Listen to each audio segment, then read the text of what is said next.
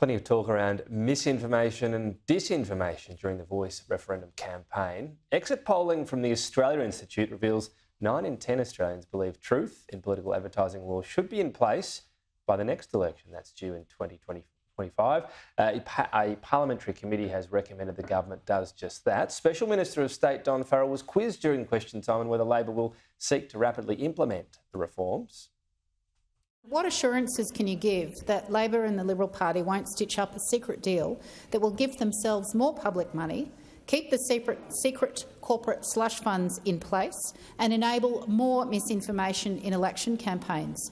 The objective of this government is to bring about transparency in the Australian electoral process. Now, one of the ways which the committee has recommended we do that is, instead of having a $16,000 ceiling for disclosure of electoral donations, bring it down to $1,000. That will very significantly add to transparency.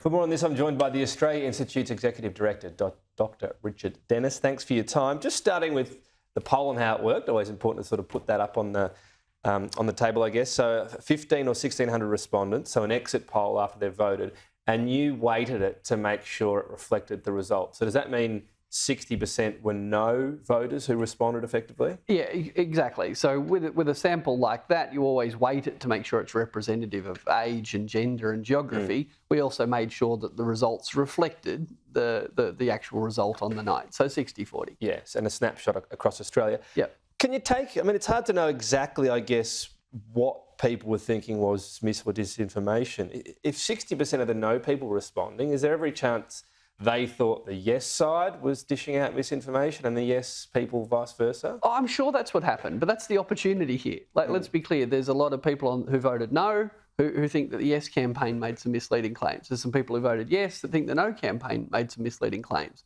So we can kind of keep going over that argument, or we can focus on what is it people agree on.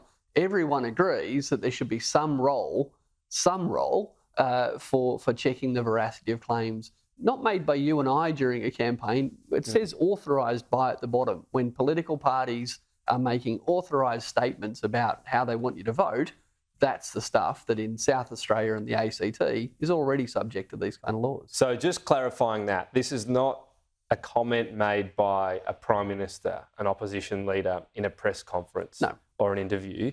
This is literally only anything that says authorised by. That can be an ad, but these days increasingly, I suppose, it's social media where you get a lot more of the so-called micro-targeting of ads. I'll see a different ad to what you do or someone else, depending on what you sort of scroll along and tick onto. But authorised material is what you're focusing on here? Exactly. Because the other stuff is just too hard? Well, the other stuff is too hard, and I don't think you fix it through electoral laws. So around the world, countries are grappling with, what's the role in regulating Facebook or TikTok in creating misinformation or fear or even encouraging violence. Like there's a whole issue in how you regulate the social media space. But this is something far simpler than that. I can't make a tin of beans and put ingredients on the side that aren't in there. There's no product in Australia that I can knowingly, and that a reasonable person thinks I've knowingly misled people. There's no other product where I can knowingly lie. We're just saying that political parties and organisations shouldn't either. Even within that, people will say there's a lot of grey area in politics and subjectivity. Is there an example from the referendum you'd like to cite of something clearly false that had the authorised by on the bottom? No, but I think there's all sorts of claims that were made, for example, about would it have impacts in the future on things that had nothing to do with the referendum. Nothing to do with the referendum. If this referendum passes, then someone's got a secret plan to do something else.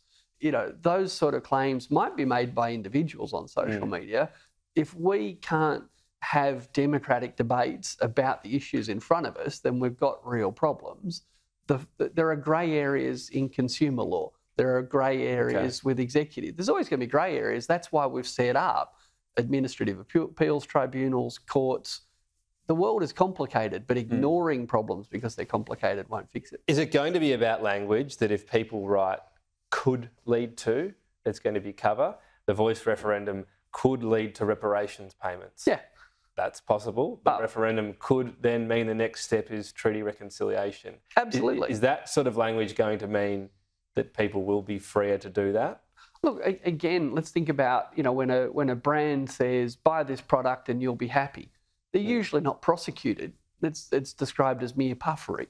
So again, or they do a very interesting study with 20 people that got a free product or something, and that's right. Suddenly looked better in the morning. So we're always going to have these problems. But I guess the challenge and the opportunity we've got is straight after this referendum, 90% of Australians think that we should try and do this. Now, don't get me wrong, we should interrogate the idea.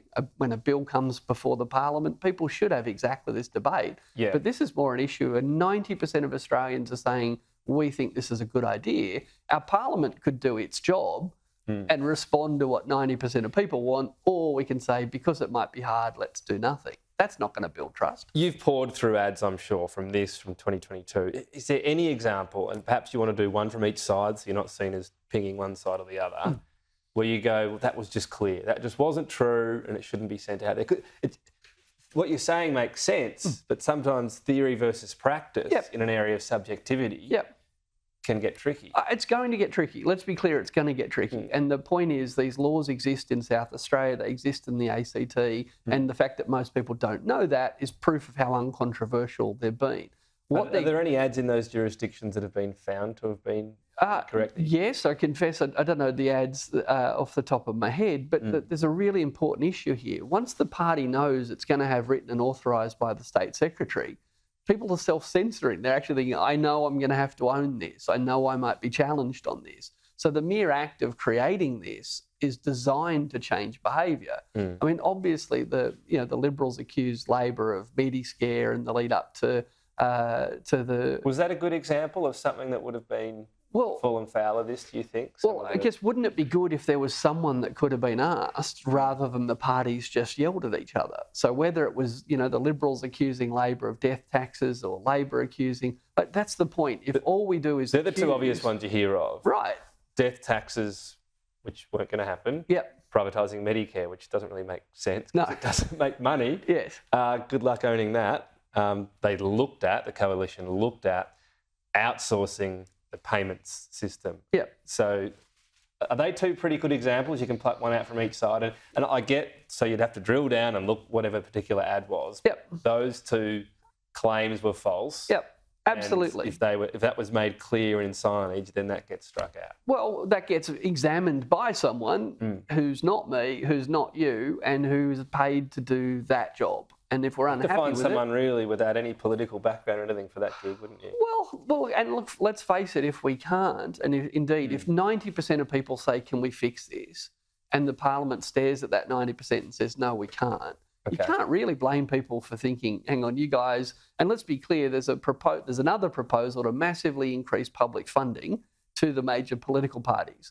We're about to give them much bigger budgets with which they'll be able to potentially mislead people. Right. So wouldn't it make sense to put the regulations for how they can spend the money before we double their money? We'll see how it goes. We could talk about the broader issue of misinformation, but I've only got another hour and a half, so we might not be able to flesh that one out. Richard Dennis, appreciate your time. Thank you. Thanks for watching. If you'd like to keep up to date with all our latest work, sign up to our newsletter today. Delivered every fortnight, it includes behind-the-scenes updates from Richard Dennis, a cartoon from Judy Horacek, details for our upcoming events and webinars, as well as explainers and graphs, and not to mention the latest cutting-edge research and analysis from the team here on the key issues facing Australia. Head to australiainstitute.org.au and visit the newsletter section, where you can read all our previous editions and sign up to get it sent directly to your inbox.